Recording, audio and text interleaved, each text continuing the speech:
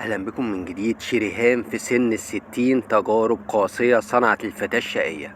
تحتفل الفنانة شريهان اليوم 6 ديسمبر بذكرى ميلادها ال60، إذ دخلت عالم الفن منذ نعومة أظافرها وهي في سن ال4 سنوات. لقبها الجمهور بالبنت الشقية، وتعد شريهان قيمة مهمة في الحياة الفنية بتألقها في تقديم فوازير رمضان على مدار مواسم رمضانية متعددة، فهي رمز من رموز البهجة. بداية هنقول اتولدت شريهان في محافظة القاهرة، وتعد من أهم الفنانات المصريات، حيث عملت في المسرح والسينما والتلفزيون، وتوقفت عن العمل الفني عام 2002 بعد تعرضها للمرض الذي أثر على عملها في السنوات الأخيرة. لمعت الفنانة شريهان وظهرت من خلال مسرح الفنان فؤاد المهندس، إذ قدمت معه مسرحية سك على بناتك، وظهرت للجمهور مدى حيويتها وقدرتها على أداء دور الفتاة الشقية المختلفة. ثم أخذت مساحة أكبر في مسرحية علشان خاطر عيونك، وكانت البطلة الرئيسية أمام الفنان فؤاد المهندس، وظهر من خلال تلك المسرحية قدراتها الاستعراضية المتميزة.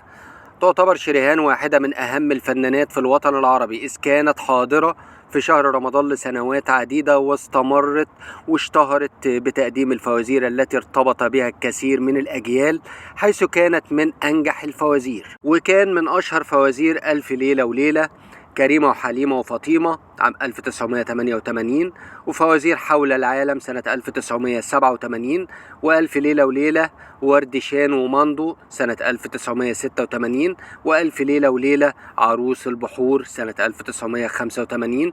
وكان آخر الفوازير اللي قدمتها بعنوان حاجات ومحتاجات سنة 1994. وكان آخر ما قدمت شريهان هو فيلم العشق والدم مع فاروق الفيشاوي عام 2002، الذي كان من تأليف بسيوني عثمان ومن إخراج أشرف فهمي.